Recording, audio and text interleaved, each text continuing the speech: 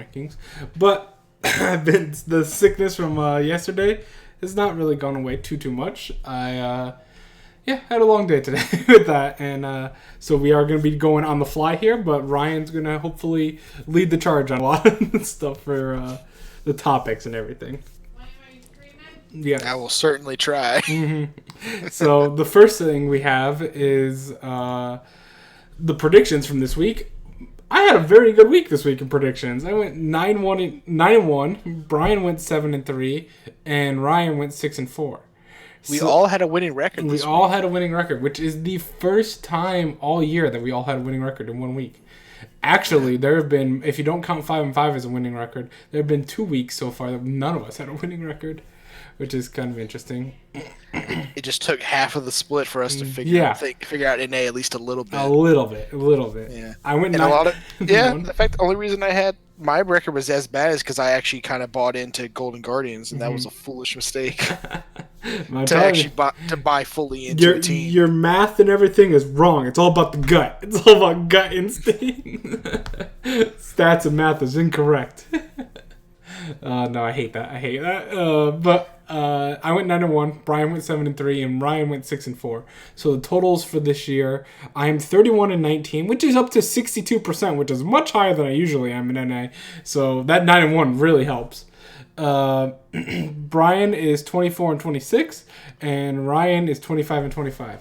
Perfect 50-50. Yeah, you climbed back up to 500, which you have not been all year, and Brian has still not been all year as well because he had a 3-7 start. How are you, Idol? By the way, I was really hoping. I was actually going to message you on Twitch to see if you got the notification. Will's on the race to 66% in North America. That's an achievement, to be honest. Let's be for real.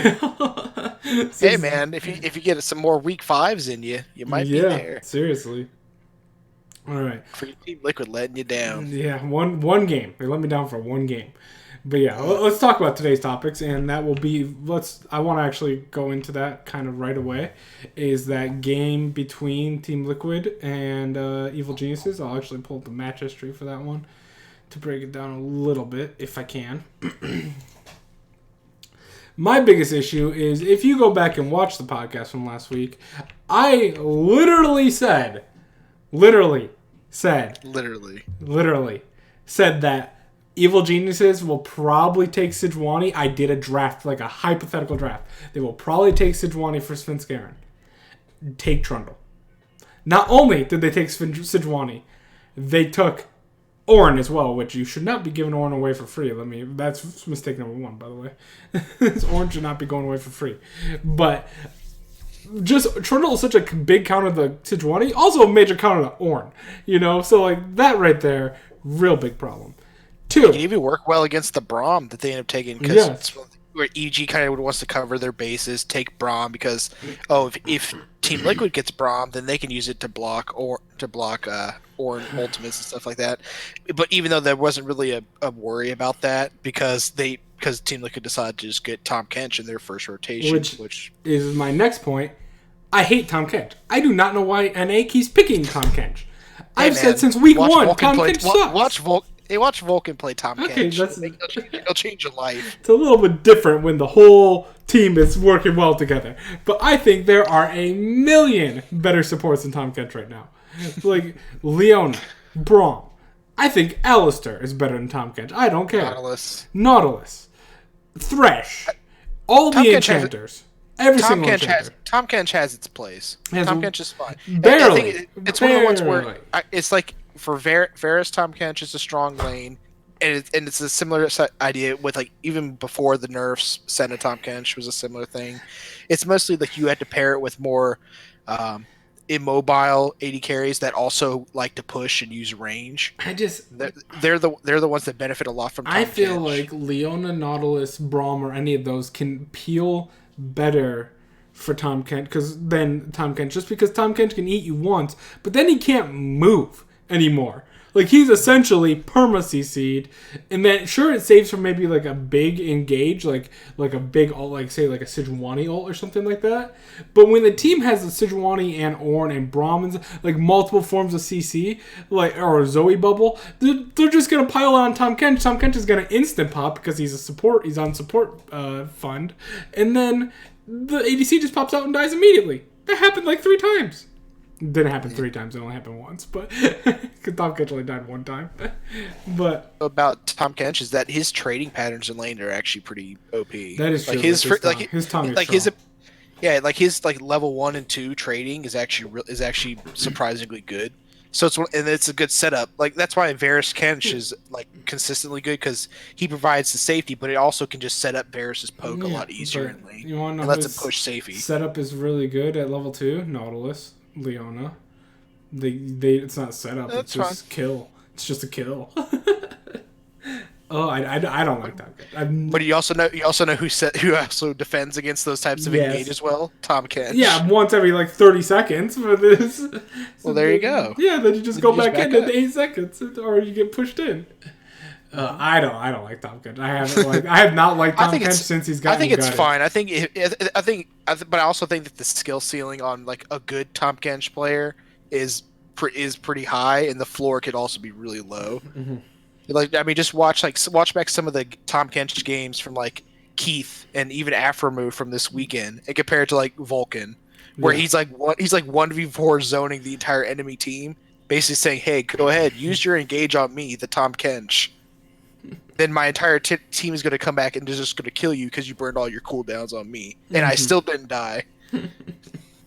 Yeah, and I also hated the Elise pick here. Like, it doesn't make any sense. That by far was my biggest problem with this draft. Like, this is, by the way, I did go 9-1. This is the only game I lost, by the way. No. I almost had my first ever 10-0. We're gonna put that's gonna be the boomer of the week. It's gonna be Kane and Dodo for ruining Will's perfect 10-0 week. Terrible. But no, I genuinely don't get the Elise pick. Not even so much. Like, I can understand it like in a vacuum, but with this draft, and especially when they drafted it on red side too, was just stupid. Like the fact that they banned jungles. They banned, I think it was like they banned Lee Sin Olaf in second round, and then for their 4th pick, you could have picked a mid blind, which I guess like okay maybe they want to do a counter pick. But like your counter pick ended up being a Victor anyway, and LeBlanc was available. Yep. So and then Zoe obviously was available. They could have taken it before Evil Geniuses did, that sort of thing. But and then it's like okay, well maybe they were afraid that like they could have picked the Sejuani, and then Evil Geniuses would have picked Trundle. But if that's the case, don't pick jungle immediately. You could just wait. And then look what happens. Then they end up getting a full poking back line, a massive front line, and you do nothing. And then it's like okay, then they end up getting Sejuani, but because you picked Elise, you now can't just like oh well we're just gonna pick Trundle and we're gonna put Trundle mid or something like that. Yeah, I don't hate like the Vic. I don't like that it's not LeBlanc. That is true, but like just looking at like the picks, like Victor's not terrible.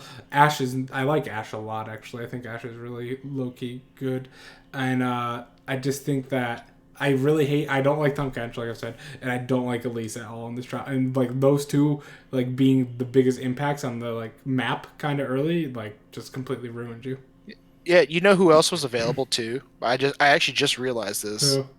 Gragas. Oh yeah, that's a much better pick than Elise. I mean, it's like you can talk about like oh Braum can block the shield and stuff, but it's like you know what else? Like he can't block it all the time. Yeah. And if he blocks the shield, he can't block something else. And it's this other AP jungler, but that's the thing. I just don't get their 4th and 5th pick on red side. Just make no sense. It not only it looks like it's out of order, but then you end up having a draft that doesn't make sense. Because now where does the Elise go? Like, do you go bot lane? Okay, good luck. You're gonna try. Even though you may have a pushing lane with like the Ashe, Tahm Kench, you're trying to gank an Ezreal Braum. You essentially have no hard CC until Yep. level 6. The other option is, okay, we have a set top lane. Okay, we should maybe try to get set ahead early. Oh, who do we have against them? Oh, it's an Ornn. Good luck. Not gonna mess with that. And then mid lane, okay, it's a Zoe. It's like the one lane that you can push, but then you have a Victor on your side to try to set up your ganks. You can't do and they're both AP. Early. It's frustrating. It was a terrible draft. I was so mad with this draft. That's just, and I don't know if that, and again, I don't know if that is on Kane and Dota. Like, okay, that's like this is the best one. This is what we need to get. Like, oh, let's go for this one. Or if they just say, hey, Broxa, is this what you want? Is this what do you feel like playing? Oh, give me Elise. Like, I don't know. Like, maybe don't feel good about Sejuani right now. Just give me Elise. I could do Elise. Like, I don't know if that was the case, or if it was like, oh, double if Senna. Oh, no, double if you love this champion. Play Senna. No, well, with the Senna, I'm going to have to blame a lot more on Kane and Dodo, I feel like, because of, and just because of it's been a repeat type situation, like you just mentioned with the Senna. Like, Double clearly hated Senna. Like, clearly. And then, like, you keep putting on, including on games when she was getting nerfed the next patch. So it's not like she was going to be super meta, even though I love what C9 did with her. We can maybe talk about that in a little bit. But, like... Speaking of Tom Kench carry games. Yeah. But for the most part, she's completely out of meta on the ADC role. So, like, you didn't need to do that at all. And there's been a lot of questionable drafts for Team Liquid pretty much all year. It's been very, very concerning. It's been one of my biggest concerns. And I do think it is one of those things where, like, you had Double F mentioned in interviews early on saying, like, oh, the meta doesn't fit Team Liquid very much. It's not about laning, and it's about, like, doing a lot of rotations to get the stuff. So the laning phase is, like, 8 minutes long as opposed to the extended laning phase from before. And that was kind of understandable. Then, like, the week after that, he got solo killed in lane by Keith and FBI. Yeah, so. And I also don't necessarily. But that's another story. But I think I think it is symptomatic that I think Team Liquid overall as a team does not have a good read on the meta, and they're not adapting well at all. And it feels like they're kind of scrambling a little bit to try to figure out picks.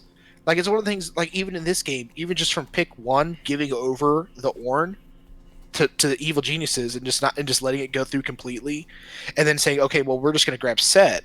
And I'm just like, okay, well, I understand Set is good, and like we even see in the next TL game, like Impact does have a good game on Set later. There are other issues with that game that I had problems with that beyond that, but it's like, okay, you traded up and you got Set. You went with Ashe and Tom Kench. It's like it feels like teams can just be like, okay, well, we're just going to ban Varus and Aphelios and Xayah from Double Lift, and it's like, okay, well, now he doesn't have a champion pool anymore, and now he's having to pull out stuff like Ashe, and seeing if that works for him. Maybe the Misfortune, maybe he has a good game on that. You see the Kai'Sa buff, by the way? Oh yeah. I think they're dropping the Q down a little bit, but like the W is going up. They're dropping the Q down for AP, but it's actually going to do more damage with the AP once you upgrade it. I think it's one of the things where I think people are going to go further away from like the AP build and do more. It might edge more towards like the AD crit scaling. Yeah. Which I actually think is pretty cool. I don't mind like the AP style Kai'Sa build though. I thought that was actually pretty cool. I did want to say just a tiny thing before we move on to the next topic. Yeah. Is that LS has gotten to me with, like, I think it's gotten to a lot of people, with just focusing on pro players' builds and, like, what they do. And I want to point out Jizuke here. There's a mistake that this is, like, these are, like, almost, I've never, like, he's really, like, I think done actually a really good job with this, with like just pinpointing pro players like what they build in certain situations that makes no sense, and I'm hoping that pros over time kind of like start thinking. It almost feels like they don't think about their build as much as they should. You know what I mean? Yeah, they just kind of copy paste their builds. Yeah, exactly. Look at Jizuke there. This is not necessarily a build wise, but with the not upgrading the Ornn Rabadons instead of getting the Luden's Echo because he didn't put it in the proper place. That should be a very simple fix that every pro player should be able to do. They did. That's not the first time either. Yeah, it's not the first time. It was I think it was Power of Evil one time. It was like he just had it in the wrong spot. And I think he even joked about it afterwards. Like, I think they got it in another game later, and then he made sure it was in the right spot. Yeah. It's like these are like, I'm just noticed this like since LS brought up the constant Morello. I had to double check just in case Bill was like, did he build a Morelos this game? I don't think so. Yeah, Morelos would be terrible this game, by the way. Yeah. But no, that's what I mean. Like, just like certain things like that, like Morelos or like just Orn item situated. I've noticed it so much more ever since he brought the Morelos. Is like really high, like focusing on these builds. I'm like, he's actually right. This makes no sense to build this in this scenario. Like you said, they're almost just like going through the motions, kind of, with their build. Like, just very copy paste. But yeah, let's move on to what's another topic you want to talk about for right now? You lead the way. Let me see. Not too long, because I will pass out because I did take medicine before. I'll be asleep on this computer. Oh, that's great. That's great timing. Trying to think, I'm actually trying to think of, like, in terms of like the results. It feels like we're actually starting to get some actual genuine separation in the standings instead of it literally being I disagree. Instead of it well, I'm saying instead of it literally being a clump from 2 to 9, it's only from 4 to 9. I would argue that it's from 3 to 9. I could say it's a 2-game difference. Isn't that big? Yeah, that's true. I mean, Team TSM, they're due for another 0-2 week. Yeah. I will say the clump has separated by one team. The cream is rising. Yeah. And it's FlyQuest, and I love that. If you want to talk about FlyQuest, they're doing way better than I thought they would, personally. But I still had high hopes on them, and I'm glad they're just banking on every single thing. That pretty much like everything we talked about in preseason with them that I had high expectations or like, oh, this could actually really work out, has performed better than my expectations. Yeah, and it doesn't even just go beyond just the player roster, because I was high on them too. I thought that they were going to be dark horses. I think the Ignar move, like when they were doing the big off-season roster shuffle show, like announcing Ignar coming over to FlyQuest was like a big surprise. Like, it actually caught a lot of people off guard, but people kind of put it under the rug, didn't really make much of it. But I thought that was like a really undersold move, and it's showing a lot too. Just a lot, not just an aggressive style in terms of how he matches up with Wild Turtle, but just how he also hooks up with Power of Evil. Power of Evil himself being a big move as well. Like, you're starting to see, I think he actually just released an interview with Travis Gafford, or at least Travis released the interview today, where he talked with Power of Evil, and he mentions, like, he's kind of bigging up on himself, saying like, okay, hey, look at like what CLG looked like before I came on, and then I came on, and then I was a big part of how I brought them up to 3rd place, and now look at where they are now that I'm not here. Well, I've always thought Power of Evil was a little bit underrated on CLG for sure. I did like Power of Evil. I know people were saying it was an upgrade of Crown. I can't say I said it was an upgrade of Power of Evil. That's not true.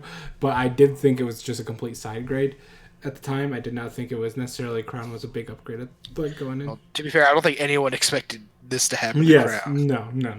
No. Bench for Pobe. No, not. Can't say I predicted that far in. I did think it was just a side trade, though. I didn't think it was an upgrade. If anything, that was the reason. If anything, that was a big reason why a lot of people thought that CLG overall were at least comparable to their strength from summer. Mm-hmm. Even if you called like, oh, the Smoothie Biofrost thing was a side grade, you're still thinking that it might have been like a side grade, and they're roughly even. But then you had Crown versus Power of Evil, where it might be a side grade. But then, hey, let's see what Crown looks like if he has a team. Yeah.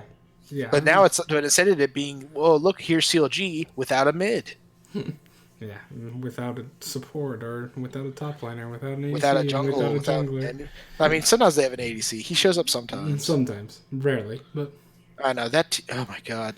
I will say though, kind of judging off of this, like we've had like the pillar at the top with Cloud9, FlyQuest kind of starting to emerge as well. Mm-hmm. Now, at least separating themselves out with another 2-0 week. Mm-hmm. And PoE especially. By the way, just kind of spoilers, he did actually end up winning the Player of the Week as well. Yes. He really performed well. Azir Corky's back, and it makes me sad. But I will say the other pillar was at the bottom. I guess it's not so much the pillar. That's like the CLG is like the foundation upon which everyone else stands on. Mm-hmm. But I did find it really funny for Team Liquid. Team Liquid's wins are actually against FlyQuest, TSM, and Dignitas, who are 2, 3, and 4 right now, and then CLG. But everyone beats CLG except for Evil Geniuses. To be fair, I think their only win for that top that in that top 4 with Broxa was just now against Dignitas. Yes, yes. The other ones were with Schernfire. Mm-hmm. But I will say this though, just kind of going off of how they looked in this week. Considering that they had Pobelter with maybe like only like a week of practice with the team at most, having to fight Cloud9 and then fight FlyQuest. Yeah, You're essentially your top 2 teams. I would say, how do you think they looked especially compared to expectations, not just with how CLG has been, but then also with a new / returning mid laner. The start of their game against Cloud9 was terrible. And then they pulled it back, and then they lost it. very CLG-esque. And then the Liquor's this fucking blabber with the sickest Lee Sin kick. So Q Smoothie goes to Smoothie, then Warthog R flashes the Stixxay. Even though Stixxay is like almost under a Nexus turret. He kicks it back to his team. Liquor's just like, no, go back to your home, my child. To be fair, I think maybe if Niski had layered his equalizer like vertically instead of more like the diagonal / horizontally, he may have been able to just slam Stixxay directly onto the equalizer still. But I still think that by far Licorice was definitely at fault there. Yeah, for sure. There's no reason a set should ever try to ultimate an AD carry back into his team.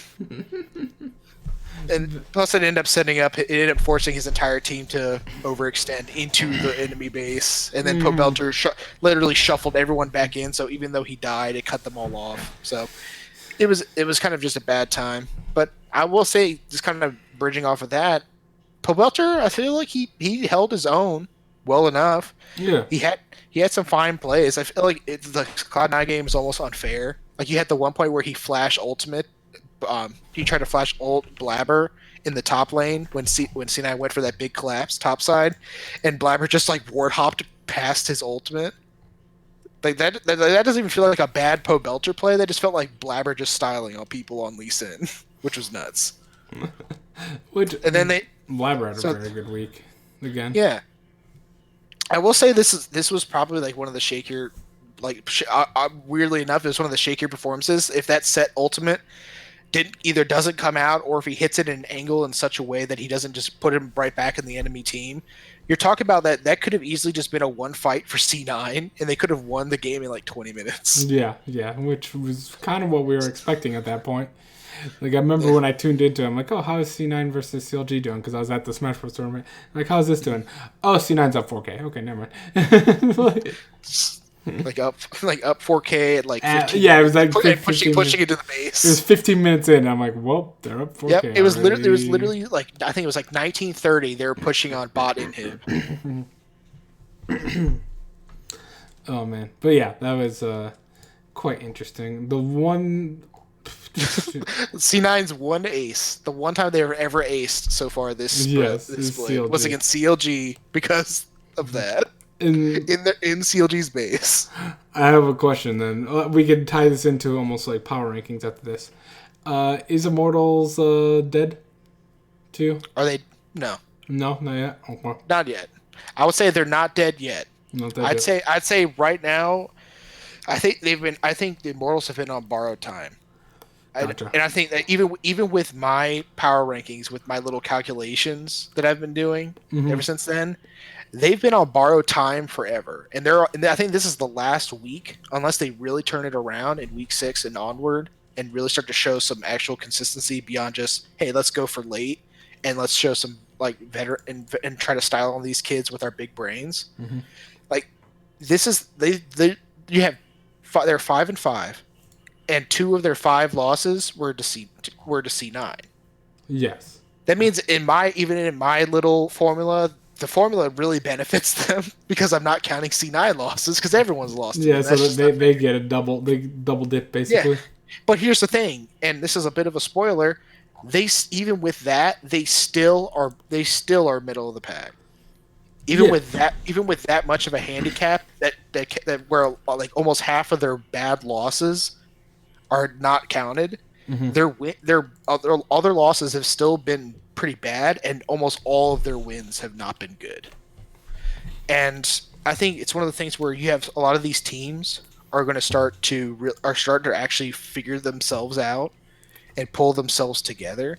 Like you may still have some teams that are kind of like shuffling, like kind of like goofing about a little bit, and are big question marks. Like you could have like an Evil Geniuses or a Golden Guardians, where half the time you don't know. I'm not sure what to expect from this team. You could have Evil Geniuses that have draft that end up with Draft Kingdom and they smash Team Liquid, and then they just have the complete opposite and they give Draft Kingdom over to TSM, literally the exact same way. Where it's like, oh, hey, let's just leave Orin first pick up. They did. They literally did the mistakes Team Liquid showed them on mistakes. Yeah, and then they literally draft all their none of their champions have any way to either kill Orin or get around Orin. They draft LeBlanc Ezreal in a front line against Orin. Well, it was a little interesting, but then Golden Guardians, you could have 1 week where they're styling on freaking double lift to core JJ in bot lane, and they're moving around the map, making good moves. And even this week, they did kind of make some good moves, but I feel like any good move was immediately countered by everyone just getting crushed by everyone else. Yeah, pretty. But then but at the same time, you have teams like Dignitas who are starting to find at least some semblance of consistency. A little bit. Before we keep talking, let's talk about this in the power ranking. Like, let's go straight to the power ranking for this. Yeah, let's go. Yeah, you know what? Let's go into that. These are updated. We are updating these live, by the way. So these are last week's, but I'm sure number 10 is all CLG for everyone. It is. It is correct. Okay. Yep. I don't have your notes up here, so I don't know off the top of my head. Brian has for his number 9, he has Golden Guardians.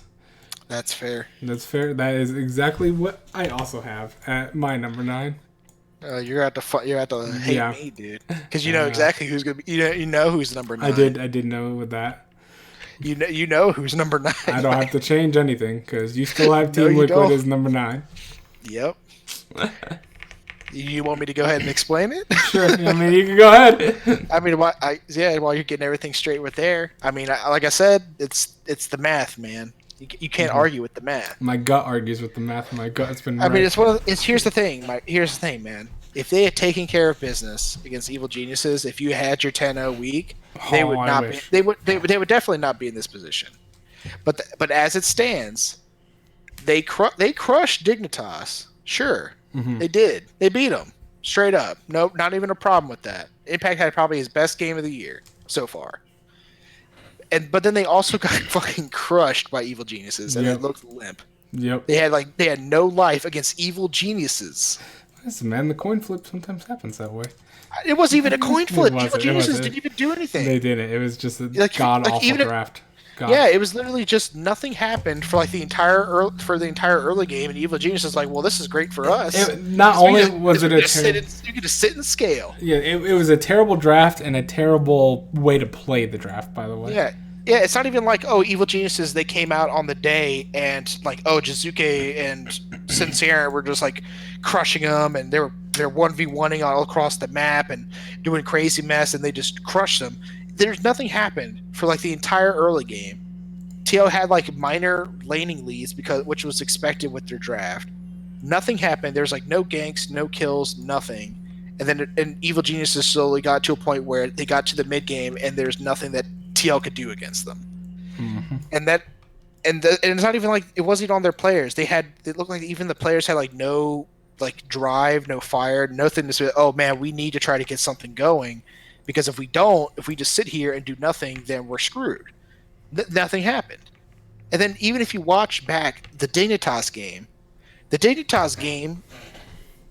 a lot of it was just a lot of the same. A lot of it was like kind of just a lot of nothing happening, and Dignitas was the one making stupid moves. It was at 2 minutes and 30 seconds. With Huni picking a Pantheon top lane, and I can kind of understand the Pantheon pick into set, but not in top lane. It's too long of a lane. Yeah, I hated that pick. Like if this was like a mid lane, this is kind of fine because you can kind of perma push but still be safe. But that's a long lane for a Pantheon to be pushed up against the Lee Sin jungle on the enemy team. And look at what happens. At 2 minutes and 30 seconds, I literally watched it back to figure out what the hell happened because I saw people flaming Grig, and I was like, nah, man. Grig has problems, but this was not his problem this game. No, that was absolutely his problem was his top laner. His top laner was inting. He was griefing the hell out of his team because 2 minutes 30 seconds. Grig is in bot side. I think he was on his wolf camp in the bot side river on red side, and they have no vision on Lee Sin. And here's Huni pushing up. He's almost under turret, under Impact's turret against a set, and the Lee Sin hasn't been shown on map. And lo and behold, Lee Sin pops up and ends up forcing his flash. So now Grig has to come all the way to tops, has to rotate to come to top side. He picks up his red, then goes over to Krugs. He has to stop his Krugs. Like, he has to stop it completely. Yep. Like, before he can finish the camp, and go into lane to push it out, because Huni is going to sit in bush and not do anything. Because he's afraid that was so weird. Because now he's afraid to contest the wave under near Impact's turret. That made no sense to me. I did not. Like, I understand you need to push out a wave to get yourself a safe back to try to reset, but you shouldn't have been yourself in that position because now your Pantheon's done. Mm-hmm. Yeah, especially because it's Pantheon too, so it's not like he can't do this anymore. Like, you had to have played a lot better than this. And then they actually had a pretty decent fight, like around the first Drake. TL ended up kind of clutching it out in the end, like a 3-2 overall kills. But Grig actually secured the dragon. So I'm like, okay, I would call that a fairly even fight. And then the Rift Herald this is where you saw where Dignitas just looks like they just completely just went off the rails. Like, you want to talk about evil geniuses where you have a team where it looks like you may have had like two people were like duo or trio queuing, and it's kind of got auto pair with 3 people, so you have 3 people playing a different game in the same game. Well, this is where you kind of got to see that with Dignitas, because Dignitas, they're at Rift Herald, they get Rift Herald, but then TL decided, okay, we're going to force a fight. So good on TL. They're actually looking to contest some stuff. Which is it was very nice to see because it was actually proactive play, which I haven't seen forever for some reason. And they needed to. Because this is another thing where if you look at this comp from Dignitas with this comp with like a Victor and everything, if they sit back and scale a little bit, they can actually be fine. Like, they can actually almost do like a 4-1 style and have Pantheon come in with flanks, and they can actually have a pretty monster team fight. Whereas TL's engaged can be pretty hit or miss. And you have like a Lisa and Zoe, that's almost entirely a skill-based match. Yep. And but then you got to do a lot of good pokes or just make a lot of good picks, basically. And this was Impact's good game. He had a good flash facebreaker engage with the set to try to force the fight. But then Dig start to disengage. They do pick up a kill, and Froggen's able to get out.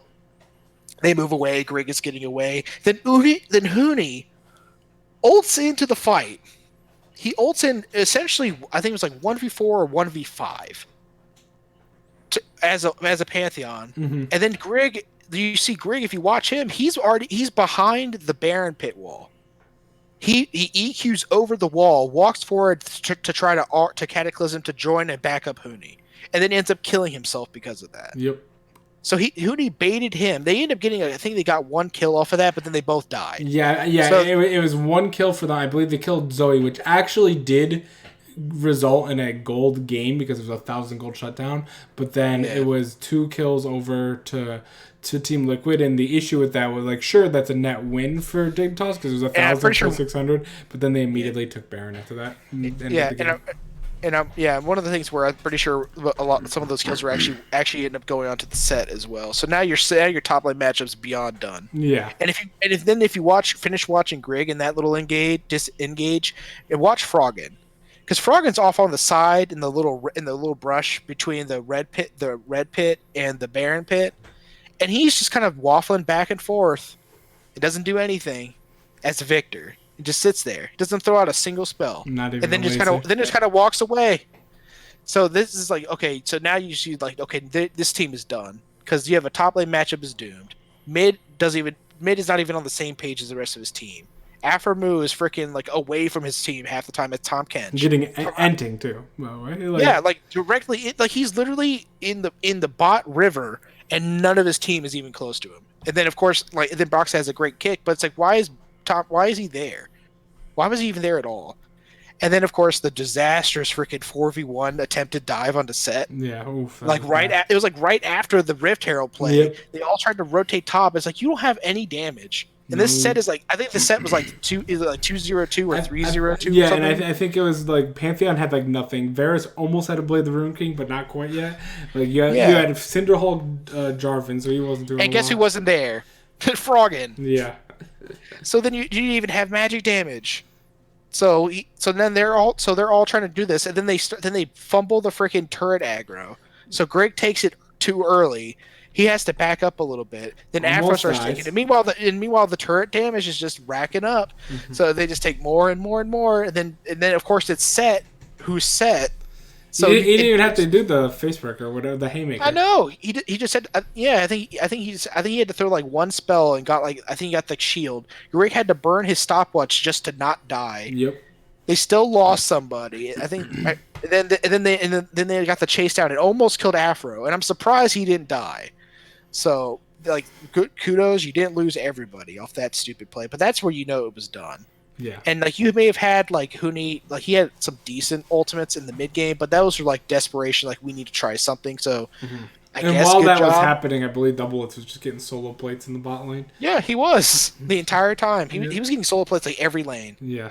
So, but it's one of the things where it's like, okay, well at this point, okay, good, Team Liquid, you got a good win. You showed something in this game. And it was better than the whole lot of either nothing or bad that I saw from Dignitas. So, good job. You didn't throw this one. You actually did something. You punished them. So, and like I said, I gave them 2 points, which is like the highest points you can get for winning a strong game. Even though, like, it's one of the things where a lot of it was just based on Dignitas playing like garbage and completely out of sync with each other. And looked like, and I even put in my notes of like, okay, hey, look. They played Immortals, got a good win, ruined my prediction on the first day, and say, okay, look, Dignitas, they look close to about what they were before. My gut got that one. Yeah, it's like, hey, you guys, you had a good performance. It's probably like the closest they've looked to that, but it's one of the things where it's like, well, let's see if one day if it's a consistent thing, and the answer is no. And even if you watch the Immortals game, it was a lot of the similar things, but in reverse. I mean, you still had Aphromoo was griefing his team. He was caught in the jungle, I think, like 3 times against Immortals. But then they end up being the beneficiaries of Immortals doing stupid things. Immortals had a fully scaling comp, and it was like the perfect comp that fit to their style. They even had like the Ornn on their side with Soaz. But then they ended up getting a somewhat decent fight. They forced out a lot of good ultimates, but I think they lost a kill in the end. This is like a fight like around like Dragon and Bot River, but then it was like 4v5, and then they try to engage it again. And then so Soaz is moving up, Ika's there as Corki, and Afro like half redeems himself by throwing a hook. It was aimed at Ornn, which is Soaz. And Soaz goes back towards mid lane to dodge it, and ends up letting Ika get hooked.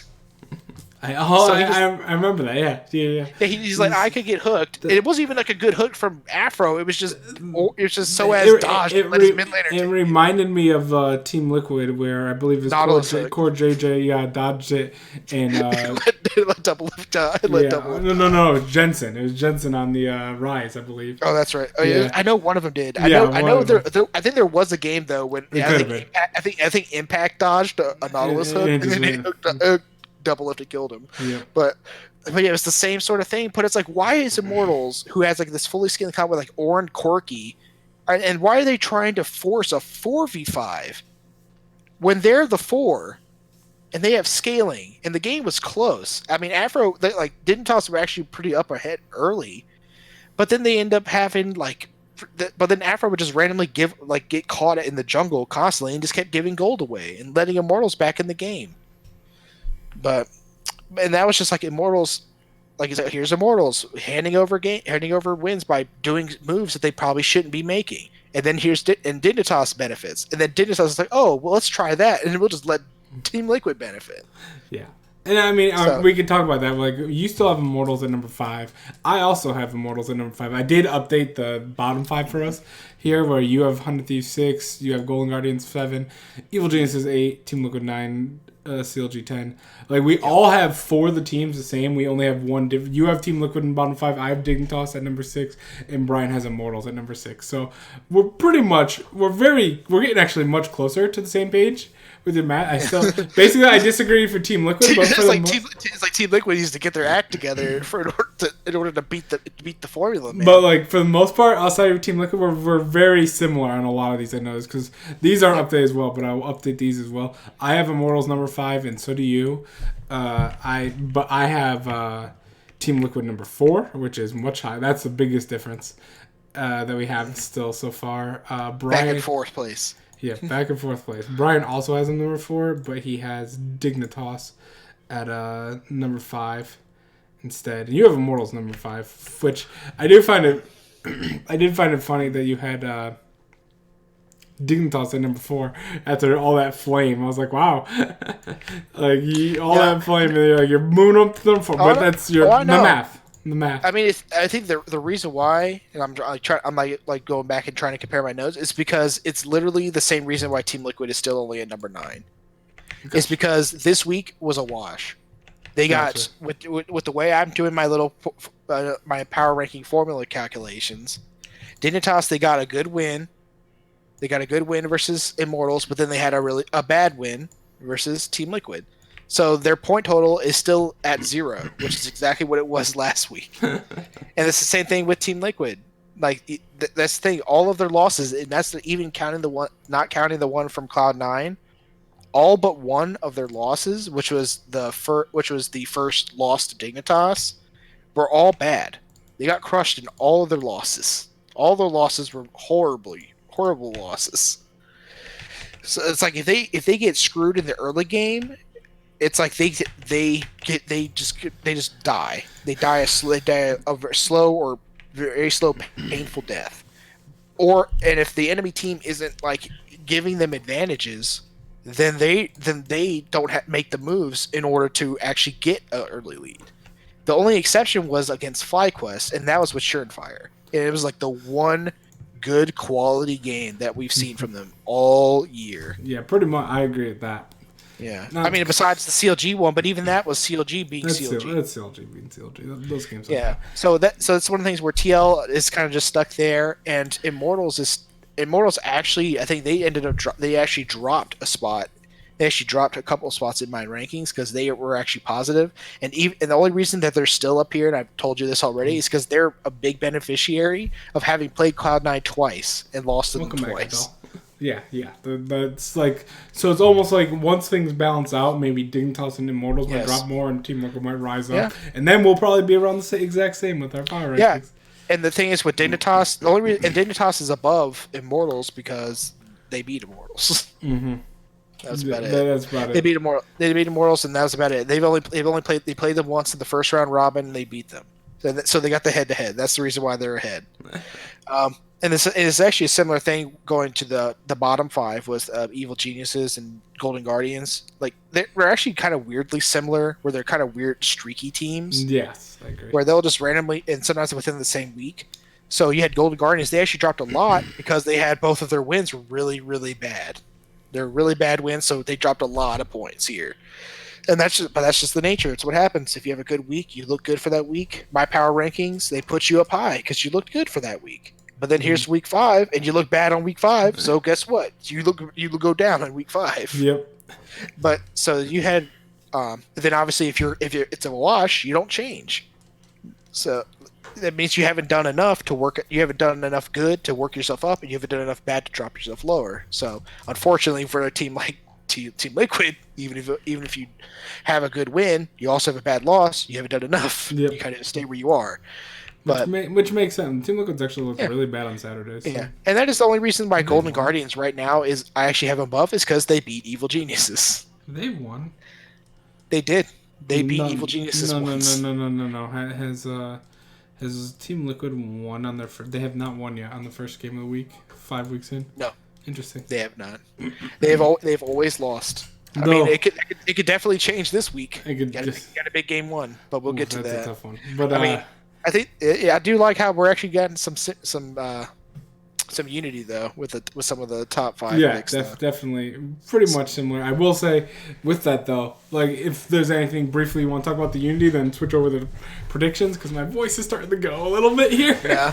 No, I mean Cloud9. I think we had by far their shakiest looking week this week. If you want to talk about it, just talking about that real quick. Shaky. Which is unfortunate too because you're talking about playing against CLG. Where they could have won in 20 minutes, but then they really, I don't know if it was just limit testing over cockiness, just not, and maybe for once not being on the right exactly same page, but they showed something. I was fine with it. I mean it's fine. I think it was one throw. It was one bad team fight. It was all good. Yeah, I think definitely you learn from this. This is definitely probably one of the best wins you could get, but against a team like CLG who was like dead in the water before that.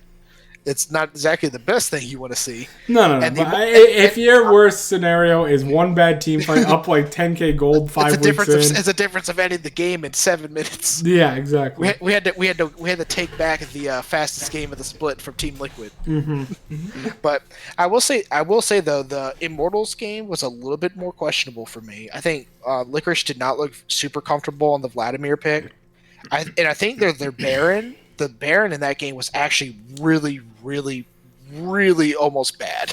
It was almost a disaster for them the way it went. Because if you watch it close, like they kind of Baron dance around it too much. They end up getting vision of Licorice on a flank. So Immortals actually do a smart job. They kind of scoot themselves more to the left, so that Licorice can't just flank them from behind if they go in. So then when they went in, they end up forcing C9 on a front to back. And front to back, trying to front to back against Set, Zaya, Rakan, and Orianna is murder, even if you're ahead. So, and it ended up coming down to Licorice barely killing Xmithy with his pool, and then dying, and then Blabber staying in the pit and getting his smite secure on Baron before he died to Orianna. And if you watch again closely, is that Soaz on Set, he almost just straight up murdered Sven with the Haymaker. Yeah. With a Haymaker true damage. And Vulcan, by the way, clutch Top Kench play, saved Sven at the very last second from the true damage. Not going to let me live it down because of damn Vulcan. That's the only one. Damn it. Yeah, he's single-handedly keeping that pick in the meta. Useless. He's the only one. That useless pick. But it's garbage one of the things where it's one of those things where if any of those possibly go wrong, like if Xmithy lives and can challenge a smite steal, they can get a Baron and turn the game around. And if Blabber dies before he gets a smite down, Orianna could just kill it. Can just kill Baron and they get it. If Sven dies, they have no real lead left and they get a massive shutdown onto the Senna. So there was a lot of good from these games, but there's a lot that was really like nasty. And I actually listened to some of the comms from them after the game, and they actually sounded almost dejected, just winning that game. Because it's one of the things where it's one of the things where if you go like looking back on that game, that's a game that could have gone really, really south for them. And it just was clutched out by the fact that they were ahead in the game from the early game, and their just mechanics are just slightly better. Mm-hmm. That's it. Their mechanics are a little more than slightly better. Yeah. I will say though, good job for TSM. I think TSM looked good. I think that 100 Thieves, just a shout out to them. I think they swung it back a lot. Even in their loss against TSM, they looked a lot better. I think it was one of those weird things where you had like a lull TSM mid game because they kind of like goofed it a little bit, but then you also had 100 Thieves kind of just gave it right back, so it was fine. For sure. So I guess a bit nice resilience for TSM to pull it back. Good effort from 100 Thieves not to just let it get away from them, and then they just someday just went on a monster spree and just killed everybody to the point where it looked like he made Hanser AFK. Oh god, yeah, I forgot about that. Like, yeah, he like they crushed Golden Guardians. I love the picture of Hunter just standing behind his inhibitor while his inhibitor is dying. Yeah, just like I can't do anything about this. I'm sorry, man. I felt bad about Keith and Golden Glue that game. They were trying. What's Keith gonna do, man? He's a cat. He tried, but they seriously made like the Golden Guardians almost made the Yuumi Ezreal Olaf combination look balanced. They did, and yeah, just Keith fell back down the earth a little bit too, as well. Like it's like they keep it up your head. It's such a high. It's like going in there and they're like, oh wait a minute. But I did want to mention Idol just said why they hate on Tom Kent. Man, I talked about it earlier. You weren't here, but man, I hate Tom Kent. I think every support does something better than him, and for the most part, he has one ability essentially. For the most part, and it got gutted super hard in the bot lane. But we won't talk too much. No pun intended, by the way, because it is a gut. But oh god, I will say, man, freaking closer looked bad this week. He did have a rough. He looked horrible. I will say that was actually pretty smart by 100 Thieves. Like, oh, you're gonna first pick Yumi. Here's Syndra. Good luck. Survive the burst. Yeah. And they didn't. And they lost. And they didn't. Exactly. So 100 Thieves looked good. I think FlyQuest, they had really good wins. I think their CLG game, it was weird because it was a lot of it was CLG actually had a lot of good looks in that game. I think Pobelter looked fine. I think early landing phase from Stick Stay Smoothie looked good against Turtle and Ignar, who've been good. I think it actually was just smarter and quicker team play from FlyQuest because like you had like the top lane turret dive where Ruin kind of turned around a 2v1 gank. And so Viper was behind early. The bot lane was behind early. Pobelter was doing good in mid lane. But then Viper just had a quicker TP to bot lane to completely turn the bot lane matchup. And then it was over. And Ruin never matched him. And Ruin never got anything. Yeah. And Ruin, I'm reporting the hell out of Ruin. Because Ruin really made me upset this game. Because he did not push any sort of advantage. He didn't use his TP advantage against Viper in any way. He never tried to match him. The next time he teleported was to a dragon fight that never ended up happening. Nope. And never got a push, never got a freeze, never got turret placed, didn't get anything. Didn't get a roam, didn't set up vision. So it's like this guy did nothing. Welcome to CLG. Yeah. So and then of course you had great team fighting for Power of Evil, like just really good engages from Ignar. Those two have been studs for this split so far. If Cloud9 wasn't doing so good, like you're talking about, these two might be first team all pro mid and support. That is true, and they're definitely at the moment second team. Yeah, and it's perfect timing too because it breaks the streak of Cloud9 Player of the Week awards and gives it to Power of Evil, and just in time for the first game of Week 6 as well. In a clash of the top twos. I was going to say, let's go into our predictions here. We're going to do the predictions similar to what we did last week with the sticky note. Because I got the power rankings set. Predictions are much harder to set up than power rankings. But because on power rankings, everything's set on one screen, and this time it's not different. We're going back to sticky note. I actually had to pull up my notes for this one, though. Ryan. I actually had to pull up. I just had to pull up a window. What am I doing? I didn't even put myself... This is called an hour into nighttime medicine. I didn't even put myself on the freaking... I don't exist. Yeah. I will say this is actually kind of why my... This first game is actually kind of where my gut is kind of flaring up on me. I'm not gonna lie. All right. I'll put Brian's up there first. He does have... C9 winning this game, and I will agree with him because C9 very G2-esque, even though G2 has actually dropped 3 games now. Like, wait a minute. Yeah. Don't say that, man. G2 is 7-3. You know who else is 7-3? FlyQuest. Oh, 7 FlyQuest. And Misfits. But I think... And 3 other teams. Yeah, and Origin and Fnatic. And but what I want to say is simply like it's so hard for me to just like actually pick against C9 right now. They're running it like on all cylinders nearly perfectly, while the rest of NA FlyQuest has emerged from the clump a little bit, but they're only 8 games away from going undefeated. And I think if they're able to beat FlyQuest here, and if Team Liquid doesn't improve, although because Team Liquid they don't face them until week 9, obviously. When do they face TSM? Like those are the 3 games I'm worried about. I think it's actually like a streak. I think C9 actually play FlyQuest, Dignitas. I think they play TSM in week 7. Okay. So at least I think so. I haven't seen the schedule that. If far you're yet. still undefeated after TSM in week 7, if Team Liquid doesn't look like they're improving, you guys are going 18-0 in my opinion. Sick. I will say, like I said, this is where my gut is flaring up the most. I think if we see some of the more lackadaisical, like overly forcing like team fights that we saw versus CLG and Immortals, that FlyQuest is actually a team that can punish it. I think FlyQuest is actually been showing a lot more fire, a lot more willingness to fight and challenge, especially. Like I said this the last time. I think now that we're deeper into the season, they're showing it more and more. Um, I don't think C9 is just going to give away Ornn, so Viper No one should do that. probably won't If have that. any team does, and except for CLG, because I expect it from CLG. But if any other team does it, I'm going to be very upset with them. Yeah. So it'll be interesting. I think right now, especially at the way the teams stand, I think FlyQuest is going to be the hardest test for C9 in the back half.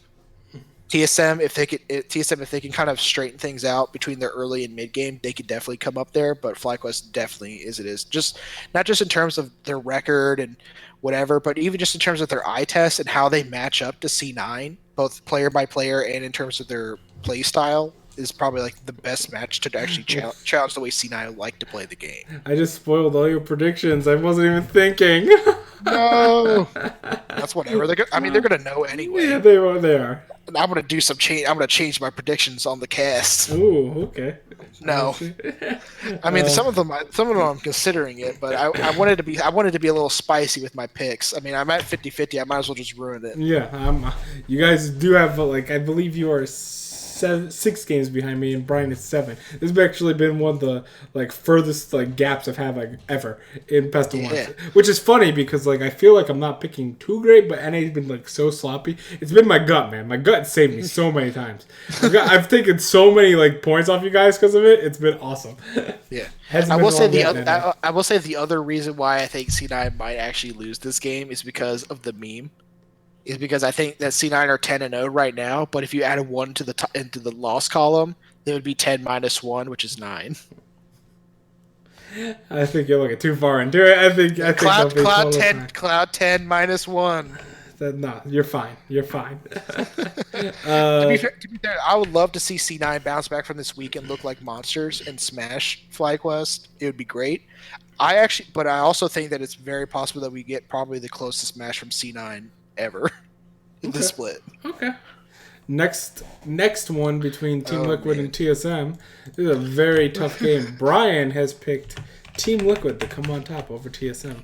Oh man. Which is actually different than me because I have TSM beating Team Liquid. Oh, you son of a bitch! I was gonna try to get distance on you. No, Team Liquid has not won a game at the beginning of the week yet. I am done picking them at the beginning of the week. Oh man, now it's time. They're gonna let you down again. I'm fine. I'm fine being let down with victories. Okay, it's much more. That is much easier to swallow than them losing to Evil Geniuses and ruining my 10 out. Yeah, I actually do have TSM as well. Yes. I initially had just because I'm just kind of doing my quick just instinct. Okay, who am I going to pick? TL, whatever. Let's do this. So then I was like, the more I thought about it, I was like, no, I think TSM is just better than them right now. Yeah, unless Team Liquid really show something, something more akin to the Dignitas game. Technically, this is the week I said that they should have it set by now. It's been a couple weeks now. Mm-hmm. They got 2 weeks of practice. No more. There should be no more jet lag. There should be some synergy after 2 weeks. This should be 2.5 weeks of practice. Yep. This should be ready to go at this point. Yeah, I think TSM actually have been really good at being proactive early. It's one of the things where I think that if TSM gets off to like you talk about the FlyQuest win where FlyQuest beat TSM, but it was TSM were ahead 5,000 gold at 15 minutes or some crazy mess like that. Mm-hmm. I think if TSM have that much clean aggression, and TL sucked early. Yeah, exactly. If they have that much aggression and TSM are just able to have their way with them in the early game, TL has shown that they kind of just flounder a little bit. If they get off to a really bad start, they just can't find a lot of times they just can't find their way back into it, at least right now. And I think that actually plays into TSM where sometimes they kind of goof it in the mid game a little bit. But if the team's not forcing them to goof it a little bit, then TSM is like, oh, good, then we should be okay then. But the TSM have also shown a bit more resilience as well, especially around Broken Blade. I think Broken Blade has actually been popping off, looking really good this split. Probably the second best top laner in the league, at least up there in conversation maybe with Sunday and then Licorice at number 1. But he's been really good. He's been really good for TSM. I think if Impact has a bit more of a struggle game, maybe he starts to turn it around. But I think Broken Blade has been outperforming him both as a in lane and as a team fighter for TSM, and he's been kind of like a good focal point that TSM can learn to play around. I just think TSM just looked better on form, and they even have a bit of some draft shenanigans that can throw TL for a loop. If TL wants to kind of draft a little bit more, TSM can help him out with that by forcing him into uncomfortable scenarios. So I think TSM could do that, but hey, who knows? Maybe this is the one week that I stop picking TL every game. Is the one week they actually start winning. Hey, like I'm hoping, I'm really hoping for it, but I think the early game from TSM is going to be a little too much for Team Liquid to handle. I think they're not going to be able to bounce back quickly like they did last time they faced TSM, where TSM kind of just threw in the mid game. TSM doesn't do that as much anymore, so I feel like they've grown as a team, and I don't think Team Liquid's going to be able to punish them yet. Next game. Next game is Golden Guardians versus Immortals. Oh, man, I'm interested to see how you guys would pick for this. Brian picked, and Brian is in the chat now. He had tests, so he's not able to make it. But Brian picked Immortals, which I am in a very tough situation here because I think both teams are. These are probably like my two teams that are like, okay, I almost want to say that these are the teams like out of the clump.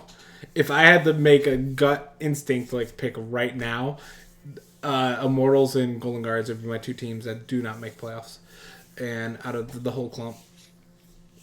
And I just, well, no, Evil Geniuses is in there as well.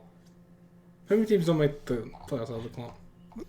Oh my god, it's gonna be like summer 2019 all over again, man. 3. Okay.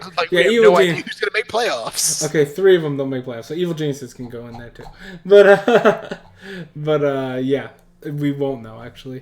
But TL doesn't make playoffs. I think TL will. I'm pretty confident on that. It'll probably be like TL gets in as the 6th seed and then just goes all the way to finals. I was thinking 5th or 4th seed personally, and I think, that's exactly. I said it last week. I absolutely believe if Team Liquid at least looks semi-relevant and like at least make playoffs, and they look like they're good, they're going to be in the finals against C9. I guarantee it. I don't think they'll win against C9 in the finals, but they will be there. I have Immortals though. I think I have more faith in the Immortals bot lane than I do Keith in FBI. I'm sorry. And Haunters looked really, really bad. I think Soaz can take advantage of that pretty well. This game was super rough for me to call because you never know when Golden Guardians is just going to pop off. Because you don't know if it's like, oh, was last week the anomaly or was the other week the anomaly for Golden Guardians? Absolutely. I think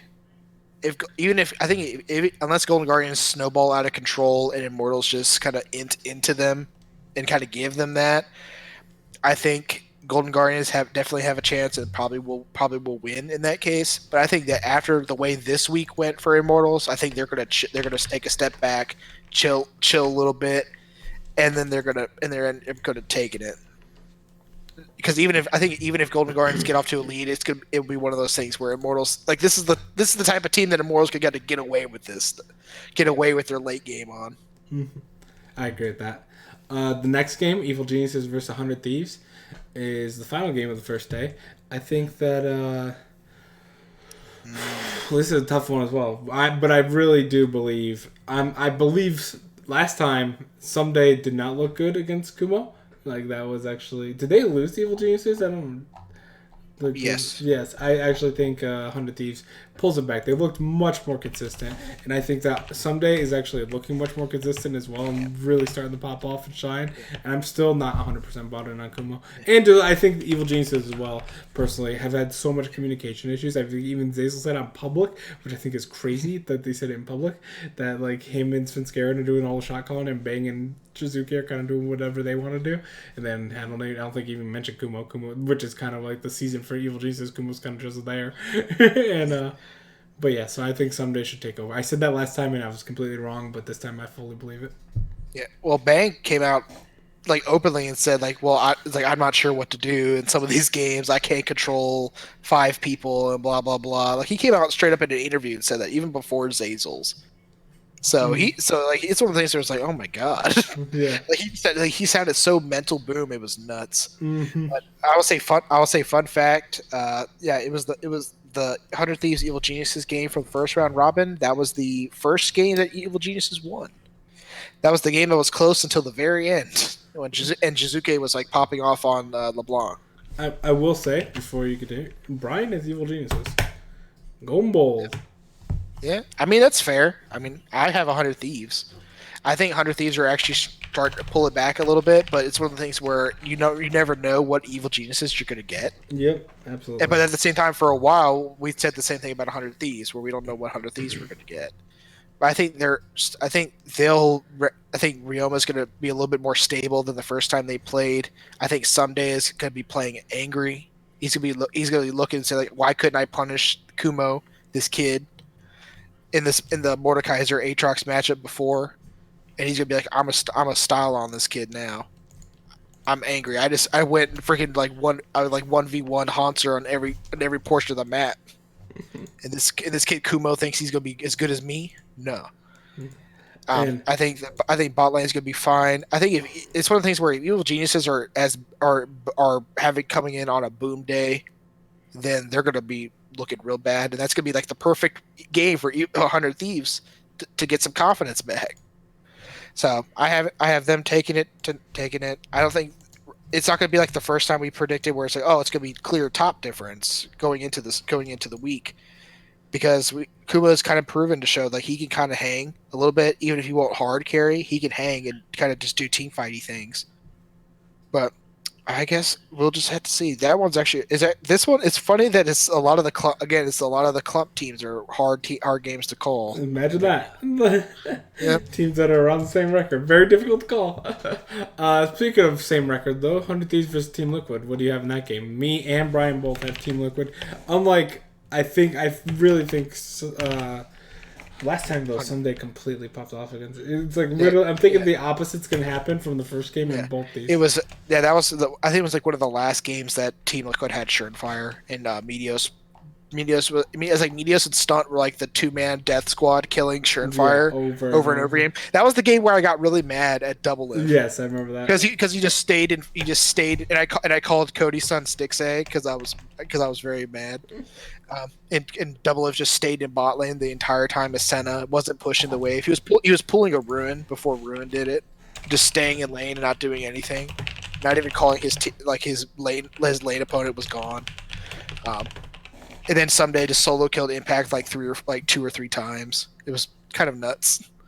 But I think this game will go better. I think I feel like again this is one of those weeks where if Team Liquid is gonna come back to form, it's a good way to do it. Yeah, especially if they beat TSM, I'm all in on beating 100 Thieves here. Yeah, but I do have them I do have Team Liquid beating them because I think like it's like I said, even if Team Liquid sticks to their 50-50 like style that they have been kind of recently, where they lose one, they gotta get beat real bad one game and then they win a good game the next week.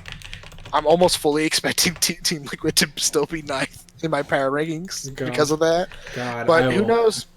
Who knows? Maybe 100 Thieves have just found themselves out, and Team Liquid continue to struggle, or Team Liquid pull it together and figure things out. Team Liquid are by far one of the weirdest members in this thing because it's like they're like a sleeping giant, like a Snorlax. Like they're like you catch them asleep and you can kind of just jump on them and do whatever you want.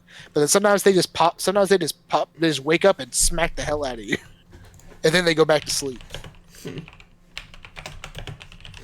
For the next game, I have between FlyQuest and Dignitas. I personally have FlyQuest. Like I've said before, I love this FlyQuest team, and I really do not trust this Dignitas team to be able to really kind of like. I think FlyQuest is obviously they're not as good as C9, but they're like you said, they've separated from the clump, and they'll be able to get things done this week. I think not the whole week because they'll lose the C9, but I think they'll be able to handle Dignitas. I'm off the Dignitas hype train. Brian is on it though. Brian has Dignitas. Oh That's man! Bold upset of the week. He's going for that Hoonie. With the Greg ramping up. Hoonie's gonna get that salty run back on the Pantheon top lane. he's gonna pick it to orange this time because he's sure it's a good matchup. Wait, who do you have? Who knows? Who knows? I would say they might just give away or top lane and let Hootie play Cassio into it. Who knows? But I do have FlyQuest's game. Similar reasons to you though. I think they look like a team that actually has class in North America, which is great to see. Like I said, I think that this is a team that could challenge Cloud9, probably the best chance of beating them right now in their current form. Just in terms of playstyle, and if I think that they could contend with C9, I think that they probably could easily just beat Dignitas. Especially if Aframo decides that he's just gonna just grief his entire team and feed Ignar. Yeah, that could happen. That I actually think is really going to happen. I think that's going to be one of the main things. Brian said that Grig is ramping up. Yeah. Dude, it doesn't matter how much Grig is ramping up. If Hooney's just going to freaking grief his team. Y'all forget. Brian wasn't here. He missed that. He missed me going in on Hooney. I was so upset.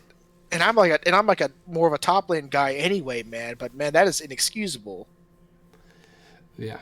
It was absolutely inexcusable, especially on Pantheon, and we did. Brian mentioned that if we saw PoE's comments about him being overlooked, we did. I did. We brought it up. Great minds think alike, man. I brought it up.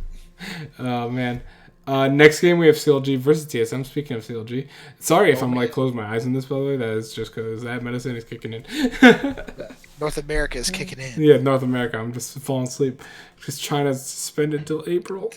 We're just waiting for Immortals and TSM again. Yeah. Oh boy, that I don't need the sleep. I don't need the sleep medicine after that. Oh God, the coronavirus. Where's your mask, Will? Yeah, I don't want to catch anything. Seriously, I thought about it. But no, it's just a. Oh my God, Brian! Jesus Christ! China fanboy cosplay as Corona patient. Jesus, you're terrible, Brian. You love that great little announcement from Riot too. Mm-hmm. The announcement that there will be announcements. Yeah, pretty much. And I wouldn't be surprised if MSI, if it continues and the outbreak continues, I would not be surprised if MSI is canceled. Yeah. Wouldn't be surprised. I think that, like I said, they're trying to hold out hopes, but yeah. I wouldn't. Hasn't gotten too much better since the initial announcement. It's pretty much just gotten worse. Not to spend too much time on this. I'm assuming we all have TSM here. I know Brian does. Yep. Yeah, there's not much there. It would be a so CLG thing to do. Give Pobelter 2 weeks of practice. Yeah. You have 2 weeks of practice, and he leads them to victory over TSM again. No, Rift Rivals East is going to be canceled as well. So yeah, actually, you're right. Rift Rivals NA versus EU Rift Rivals is going to be the only. It's just going to be the Battle of Atlantic. It literally might be the Battle of the Atlantic all over again. It might be the only international competition, if that, because there's been actually a lot of cases in Europe and stuff. We don't know that there's a reason the stock market's done almost 2,000 points in the last 2 days. Let's just say that. It's gonna be Rift Rivals featuring the wildcard regions. Yeah, not league related, but it's affecting the whole world. Weirdly enough, not just league. Yep. But Golden Guardians versus Evil Geniuses. I think this one's actually a really tough game to pick. This is literally a coin flippy. And with that, I am going to pick. I thought you were gonna say I'm literally going to flip a coin. I should have, but I picked Evil Geniuses because I'm an idiot. And I'm not an idiot. It's literally a 50-50 game. There's nothing you can do in that game. Brian, actually, even though he has Evil Geniuses over on the Thieves, does have Golden Guardians beating Evil Geniuses. Believes in that key 5 train. Still on it. I seriously wanted to pick Golden Guardians too, but I was not sure. So I like I said, I was thinking about just flipping coin. Are we the same all week? I have Evil Geniuses as well. Yeah, we're the same all week. It feels like one of those things. It's one of those things where I feel like Evil Geniuses is going to have one of those games where they are boom a little bit, and then they come back and are not boom, and they're fine. It's totally fine. So, like I said, I've stopped giving up to try to even reason for how Evil. I don't like that I'm on the same Golden pick Guardians situation. can win games. Because it's like I was like I could look at this team and like, oh, I can see how they play. I've seen how they look when they win. I can see how they can win, but it doesn't mean that they're probably going because to. you're the opposite of Brian. I want to change because I'm the same with you on both Evil Geniuses game this week, and you've only won 2 Evil Geniuses games all year. And Brian's gonna take both points. He's different on both. He's learned. I don't care if he just he's picking for fun. My Monday fortunes have changed. Yes, I went 2-0 on Monday, and I got another Evil Geniuses game right. Yeah, I was pretty surprised. It was a good Monday for me. I was gonna say that we could just quickly go over this final game, or one of ththese final games with the 2 Monday night games with Immortals versus CLG next. Is that next? Because in your prediction. I can't remember. They might have changed the schedule. They have changed. They changed it. I noticed because I know they did that on Monday. I had I think I had TL. The TL game was second, and then it was like the TL, then the TSM game from this past Monday, but then they ended up having the TL game first. Yeah, but I'm picking Immortals over CLG, and so is Brian. Let's talk about you. Yeah, let's go. The downfall of Immortals. It comes from Pobelter. Their old mid laner. I kind of want it to happen, but like it's going to happen, man. It's going to happen. Picking the pieces are going to fall into place. Picking CLG is a move. They were showing up against FlyQuest.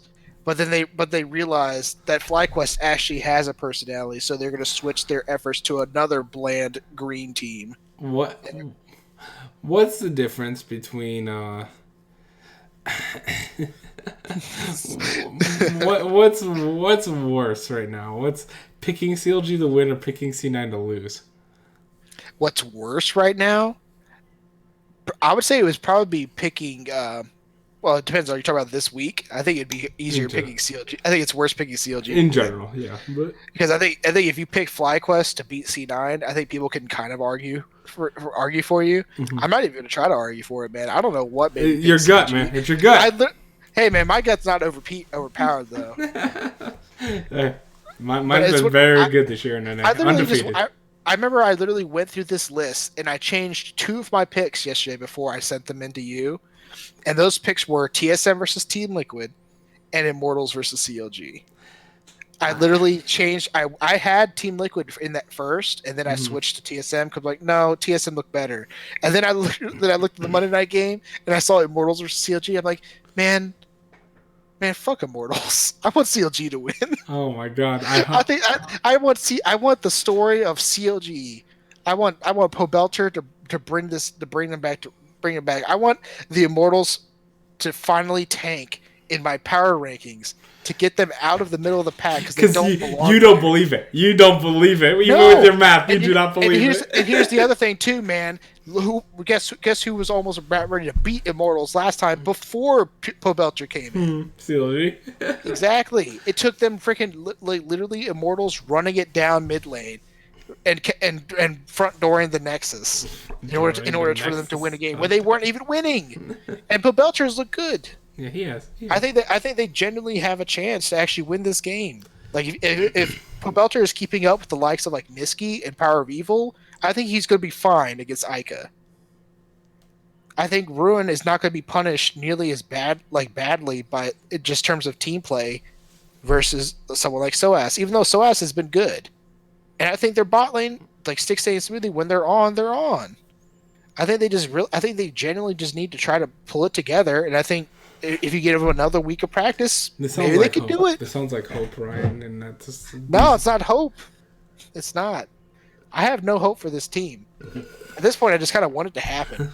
I'm going to try to just will it to be. I really don't know why I picked CLG, but I'm sticking by it. Bold move, and hey, that's our only difference. So you got to find a game somewhere to take for me. Hey man, I got to do it. Mm-hmm.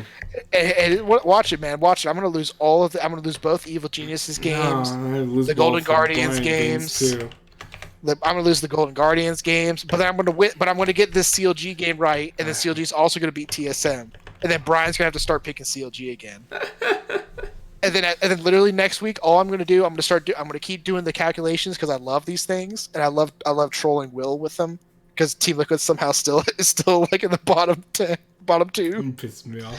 and then I'm literally gonna start if C9 gets through this, and God forbid if C9 loses, because then I'm gonna have to start counting C9 wins and losses in my calculations.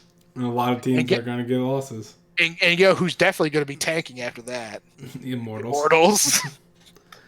Because the Immortals has 2 freaking C9 losses that they're not getting counted against. And FlyQuest at that point, depending if they lost to like Dignitas. Which speaking of which, who do you have in the last game? Literally, I said oh, damn it. I keep forgetting that I have my list out of order, so I thought we were talking about the last game. I was going in. But no, it's C9 and Dignitas, definitely C9. Yep. If I'm picking like I said, same thing with like this FlyQuest versus Dignitas game. If I'm picking FlyQuest to contest with C9, and therefore I think FlyQuest beats Dignitas probably no problem. I think C9 can contest with FlyQuest. I think C9 beats Dignitas. It's like transitive property. Yeah. But with that will be their predictions for right now. Sorry to cut it early-ish. It's still an hour 20 minutes in, but my voice is dying right now. If you couldn't tell, like, oh man! And I found, like I said, the next few days probably it's just gonna be cold medicine all the way, and I am gonna be like the podcast being a 10, and it's not a good time for cold medicine.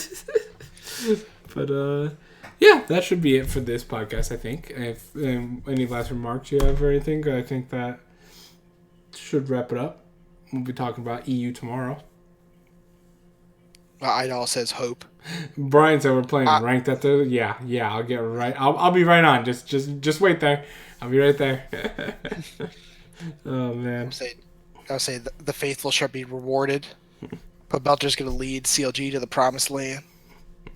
It's going to be great. It's going to be glorious. It's going to be a victory for NA Mids. My last thought. Taking down the guy who should have had his job. My last thing, not related to this at all.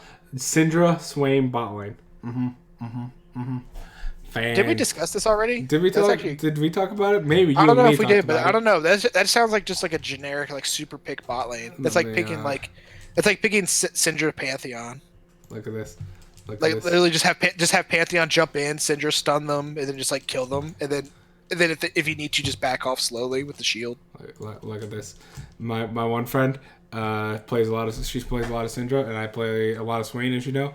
Look at that domination right here. We only have one game of proof here, but it's a low sample size, but it's fine. It's like the LPL. Yeah, exactly. That is 21 kills on the bot lane. Oh my god, look at that ghost Udyr jungle. Dude, that guy was horrifying. I hated that guy. He's gonna run at you, man. He literally 3v1 Udyr. That's awesome. 3v1 me, Syndra, and Orianna. We missed all of our skill shots because he was running circles around us. It was terrible. Oh man, did he get an Ornn upgrade too?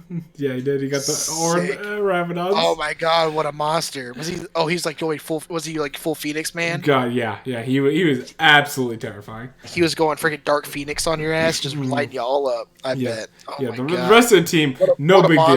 No, Felios had 10 kills. No, how much damage? Did he? The only reason y'all won is because Yasuo needed 4 more deaths to hit his power spike. What the hell? Y'all I swear, I looked over here and his damage is only 22k. That Udyr was carrying. I do not care if Felios did like 13k more damage than him. That Udyr was absolutely a monster.